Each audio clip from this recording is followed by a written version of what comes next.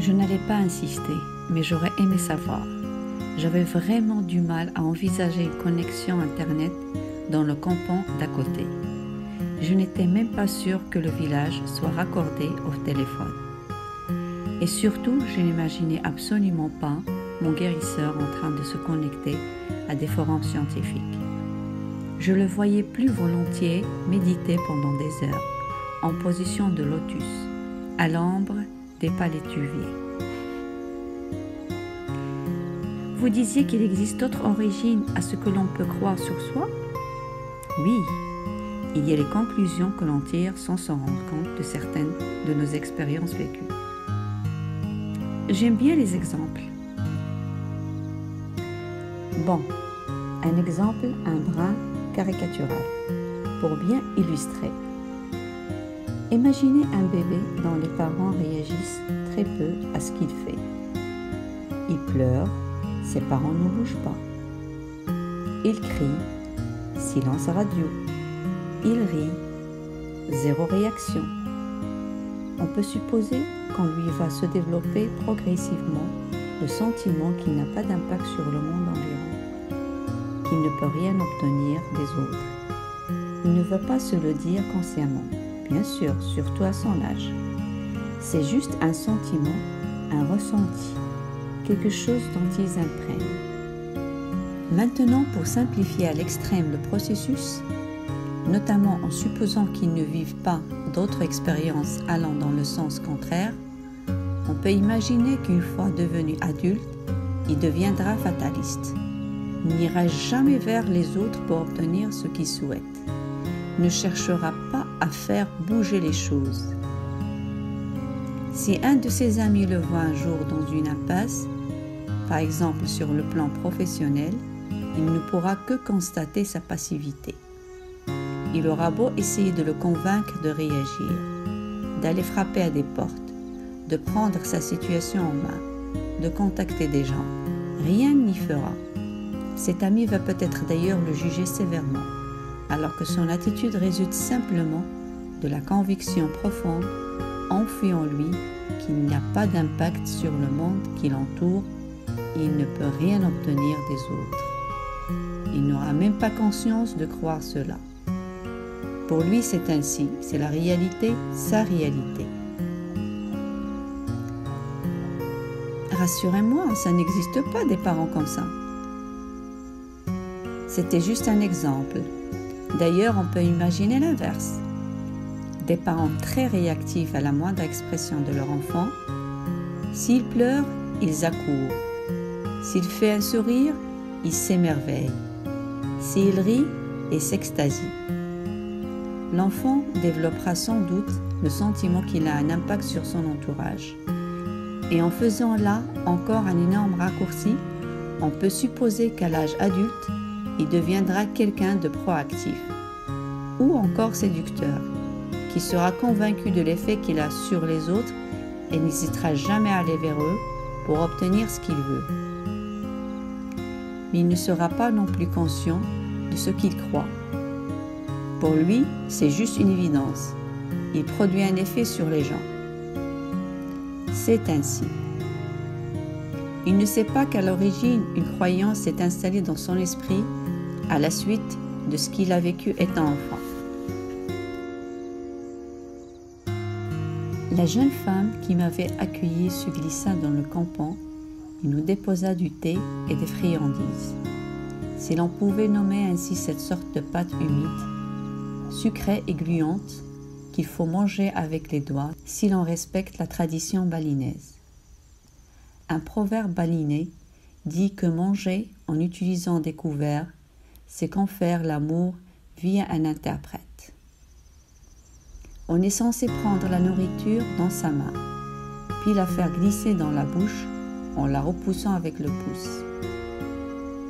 Cela exige un petit entraînement si l'on ne veut pas se retrouver dans le même état qu'un bébé sans son bavoir.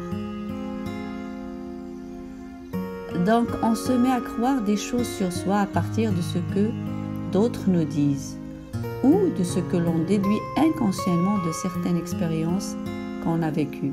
C'est ça? Oui. et seulement pendant l'enfance.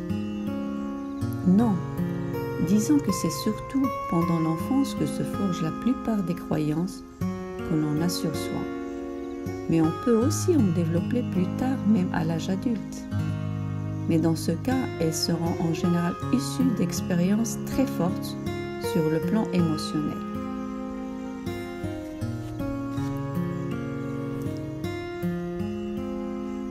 Par exemple, imaginez que la première fois que vous prenez la parole en public, vous vous ramassiez lamentablement.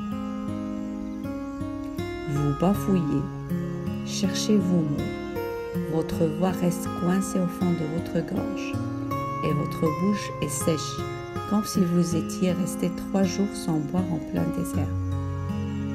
Dans la salle, on entend les mouches voler. Vous voyez que les gens ont pitié de vous. Certains arborent un petit sourire moqueur. Vous donneriez toutes vos économies et même vos revenus de l'année à venir, peut-être ailleurs et ne pas vivre ça. Vous avez honte, rien que d'y repenser. Dans ce cas, il se peut que vous vous mettiez à croire que vous n'êtes pas fait pour parler en public. En réalité, vous avez seulement échoué une fois, ce jour-là, auprès de ce public-là, en prenant la parole sur ce thème-là. Mais votre cerveau a généralisé l'expérience en tirant une conclusion définitive. J'avais fini mes friandises et mes doigts étaient maintenant tout collants. J'hésitais entre les sucer ou les essuyer sur la natte. Ne pouvant me décider, je restais les doigts en l'air. J'étais probablement en train de développer la croyance que je n'étais pas fait pour manger la balinée. Quand vous reviendrez demain, nous découvrirons ensemble d'autres croyances qui vous empêchent d'être heureux, me dit-il gentiment. Je ne savais pas que je revenais demain. Vous ne me ferez pas croire que vos problèmes se limitent à vos doutes concernant votre apparence physique. Vous en avez certainement de beaucoup plus sérieux et nous les aborderons ensemble. Vous êtes dur. Ce n'est pas en disant aux gens ce qu'ils ont envie d'entendre qu'on les aide à évoluer, répondit-il en souriant. Vous savez, je croyais que vous étiez guérisseur, que vous vous occupiez uniquement des maladies et des douleurs. En Occident, vous avez l'habitude de séparer le corps et l'esprit. Ici, nous pensons que les deux sont intimement liés et forment un tout cohérent. Nous aurons peut-être l'occasion d'en parler. Juste une dernière question. Je suis plus à l'aise quand ces choses-là sont claires, même si ça me gêne d'en parler. Je voudrais combien pour votre aide, pour le temps que vous me consacrez.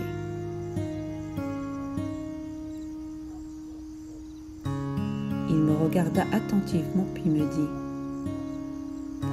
« Je sais que votre métier vous amène aussi à transmettre des choses aux autres. Il me suffit que vous vous engagiez à ne pas garder pour vous ce que vous aurez découvert. Vous avez ma parole. » Au moment de partir, je glissai quand même un billet dans la petite boîte sur l'étagère. C'est pour votre intervention sur mes orteils.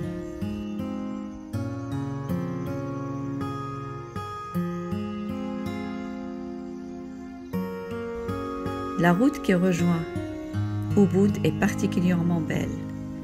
Je ne l'avais pas réalisée à l'aller, préoccupée que j'étais par le souci de trouver mon chemin. Très sinueuse, elle traverse par endroits de petits champs bordés de banniers sauvages, entrecoupés ça et là par un ruisseau. Cette région vallonnée du centre de l'île est en permanence soumise à des alternances de soleil et de pluie. Une pluie chaude qui exalte les odeurs de la nature. Ce climat est propice à l'explosion d'une végétation tropicale luxuriante. Au détour d'un virage, je vis 3 balinés au bord d'un champ, à quelques mètres de la route. Ils devaient avoir entre 20 et 30 ans, le corps svelte et entièrement nus. J'étais très surpris de leur apparition inattendue. Je n'avais d'ailleurs pas connaissance d'une absence de pudeur dans la culture balinaise. Venait-il de se baigner après une journée de labeur dans les champs? Ils se déplaçaient sereinement, marchant côté à côté. Nos regards se croisèrent lorsque j'arrivais à leur hauteur. Je n'ai pas réussi à interpréter l'expression bizarre que j'ai lue. Étaient-ils confus de me croiser sur cette route peu fréquentée? Avaient-ils perçu ma surprise devant leur nudité? Ma route continuait et à l'approche de le but, traversait des petits villages. L'habitat révélait une certaine pauvreté, et pourtant les rues étaient toujours soignées, propres et très fleuries. Devant chaque porte, on voyait en permanence déposées sur le sol des offrandes constituées de fleurs ou de quelques mets recueillis sur des fragments de feuilles de bananier entrelacées. Ces offrandes étaient régulièrement renouvelées tout au long de la journée. Les balinés vivent dans le sacré. Leur religion ne repose pas sur une pratique codifiée à heure fixe ou certains jours de la semaine. Non, eux sont en contact direct avec les dieux. Ils semblent imbibés de leur foi, habités par elle en permanence. Toujours calmes, doux, souriants, ils sont sans doute avec les Mauriciens, le peuple le plus gentil de la terre. D'humour constante, on a l'impression que rien ne peut les déstabiliser. Ils accueillent avec la même sérénité tout ce qui leur arrive. Bali fait immanquablement songer au paradis à tous ses visiteurs, et ceux-ci seraient sans doute surpris d'apprendre que ce mot n'existe pas en balinais. Le paradis est l'élément naturel des balinais. Ils n'ont pas plus de mots pour le désigner que les poissons ne doivent en avoir pour désigner l'eau qui les entoure. Je repensais à ma rencontre avec le guérisseur et je me sentais encore envoûtée par notre échange. Cet homme avait une aura particulière, une énergie qui émanait naturellement de sa personne. J'étais assez excitée par ce qu'il m'avait fait découvrir, même si ses propos m'avaient parfois décontenancée, et je n'avais jamais imaginé que je me retrouvais un jour à l'autre bout du monde, écoutant un vieux sage baliné me commenter les seins et les fesses de Nicole Kidman. À la sortie de Wood, je bifurquais vers l'est pour rentrer chez moi. La journée avait été riche en émotions et j'éprouvais le besoin de rester un peu seule pour laisser décompter tout ce que j'avais découvert. Il me faudrait moins d'1 heure pour arriver dans ce petit village de pêcheurs de la côte et où j'avais loué un bungalow posé en bordure d'une jolie plage sauvage de sable gris. Par bonheur, les touristes préféraient les étendues de sable blanc du sud de l'île, si bien que très rares étaient ceux que je croisais sur ma plage. Seul un couple de Hollandais avait eu résidence un peu à l'écart. Ils n'étaient pas désagréables et je les croisais rarement. Mon bungalow appartenait à une famille qui habitait plus loin dans les terres. Je l'avais loué pendant 1 mois pour une somme très acceptable pour moi, très profitable pour eux. J'aime les situations où tout le monde est gagnant. La plage restait déserte le matin, puis quelques enfants du village venaient y jouer l'après-midi. Les seuls passages étaient ceux des pêcheurs que j'entendais parfois sortir en mer dans leur pirogue à 5 heures du matin. Je les avais accompagnés une fois, même si ne parlant pas balinais. Il m'avait été difficile de me faire comprendre et donc d'obtenir leur accord. Cela restait l'un de mes plus beaux souvenirs de Bali. Nous étions partis avant l'aube et je ne m'étais guère senti rassuré à bord de cette pirogue instable. Assis au ras de l'eau, nous voyions pratiquement rien dans le noir d'une nuit sans lune. Mais les pêcheurs connaissaient leur métier et j'avais ce jour-là expérimenté ce qu'était la confiance, une confiance aveugle en l'occurrence. Le clapotis de l'eau et la fraîche brise effleurant mon visage étaient presque seulement les éléments que mes sens en veille pouvaient capter. 3/4 d'heure plus tard, j'avais vu le soleil apparaître lentement à l'horizon, comme un projecteur qui illuminerait une scène au ras du sol.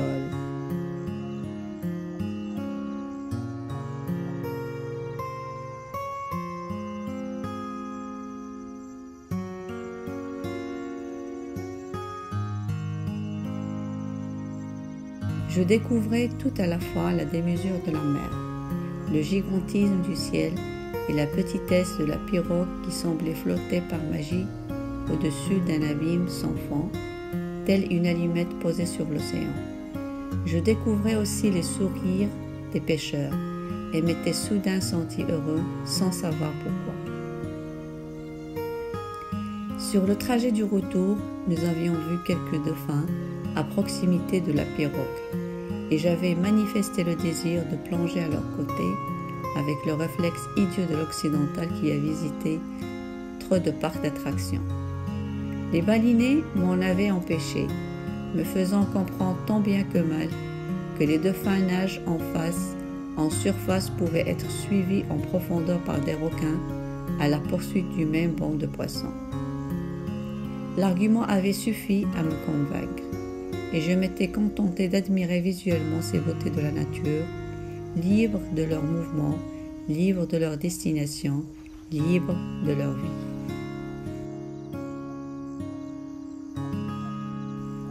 Je m'arrêtais sur la route pour manger un nasi goreng dans une échoppe, plat typique à base de riz, comme pratiquement tous les plats balinés.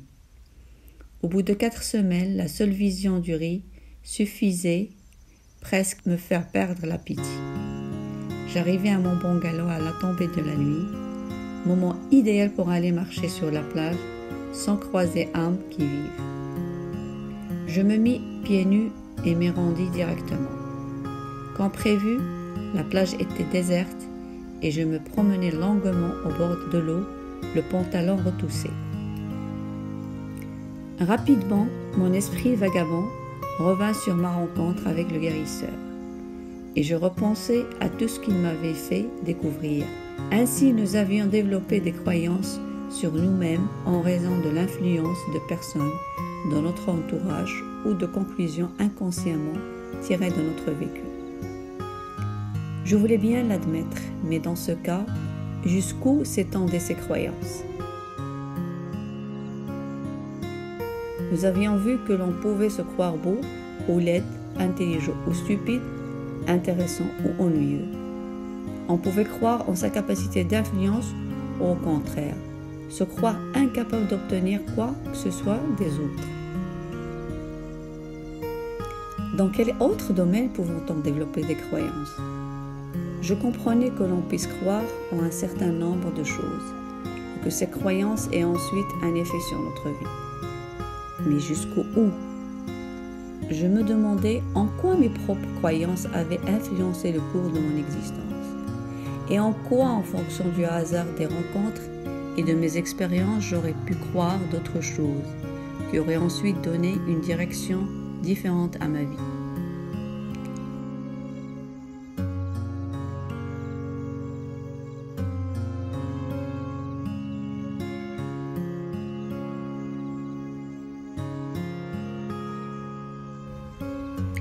Mes interrogations avaient pour seule réponse le bruissement de l'eau sous mes pieds qui éclaboussait le silence de la plage déserte. Les palmiers qui l'abordaient étaient parfaitement immobiles. Aucun vent ne soufflait dans leurs branches délicates. J'avais pris l'habitude de me baigner tous les soirs. Je quittais mon pantalon et mon t-shirt, je me laissais glisser dans l'eau tiède de la mer.